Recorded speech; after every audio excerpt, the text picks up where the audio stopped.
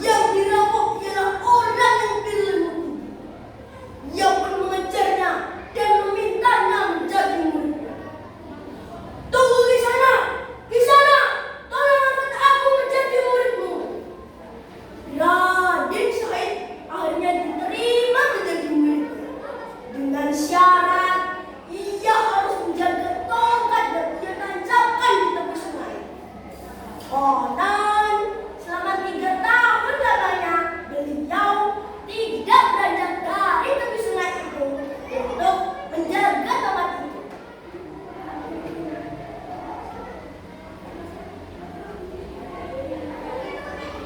Wah, amazing sekali ya.